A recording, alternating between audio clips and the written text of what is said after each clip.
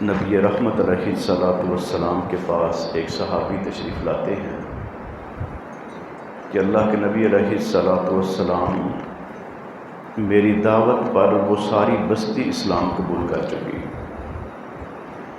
نبی علیہ السلام بڑے خوش ہوتے ہیں، دعائیں کرتے ہیں آپ کے لیے، لیکن اگلی بات وہ کرتا ہے کہ جب انہوں نے اسلام قبول کیا تو وہاں پر قحط شروع ہو گیا ہے۔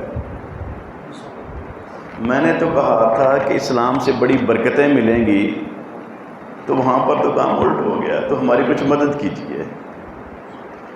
نبی علیہ السلام نے حضرت علی کی طرف دیکھا کہ بیت المال کی کیا پوزیشن ہے، تو وہ کہا جی وہ بھی خالی ہے۔ ایک بندہ بیٹھا تھا، کہتا ہے جی مجھ سے قرضہ لے لو، کھجوریں تیار ہونے والی ہیں، کھجوریں بیچ کے تو میرا قرضہ ادا کر دینا۔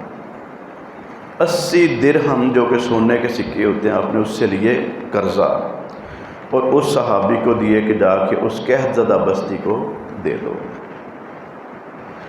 جو دن طے تھے ابھی وہ دن پورے نہیں ہوئے، نبی علیہ السلام جنازہ پڑھا کے باہر نکلے، لوگ اکٹھے ہیں صحابہ کرام، اس نے آ کے گریبان سے پکڑ لیا، جو چادر تھی اس چادر کو زور سے پکڑ کے کھینچا اور کہا کہ میرے پیسے دو، تمہارے باپ دادا کا بھی کام یہی تھا، وعدہ خلافی کرتے ہو۔ صحابہ کرام رضوان اللہ مجمعین بڑے حیران کہ اتنا بدتمیز، اور ابھی دن بھی پورے نہیں ہوئے، جو وعدہ تھا وہ باقی ہے ابھی۔ فاروق اعظم رضی اللہ تعالیٰ عنہ آگے ہو کے نا تھوڑا سا بول بھی دیتے ہیں اور کچھ کرنے بھی لگتے ہیں۔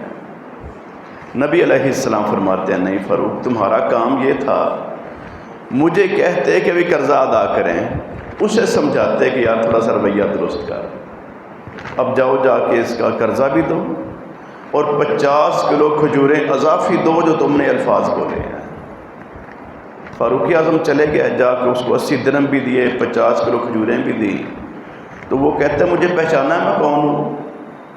کہتے ہیں کہ نہیں، کہتا ہے میں زید بن سعنہ ہوں۔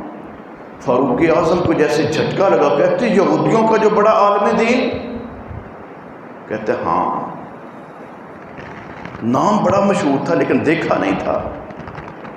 کہنے لگا فاروق اصل میں نے نا بدتمیزی جان بوجھ کے کی تھی، ہماری کتابوں میں جو اللہ کی کتابیں ہیں ساری نشانیاں میں دیکھ چکا تھا، لیکن یہ نشانی نہیں دیکھی تھی کہ وہ نبی آخری ایسا عظیم نبی ہوگا کہ اگر کوئی بدتمیزی بھی کرے گا تو بدتمیزی کا وہ جواب نہیں دے گا بلکہ صلہ رحمی کرے گا، اس پر احسان فرمائے گا۔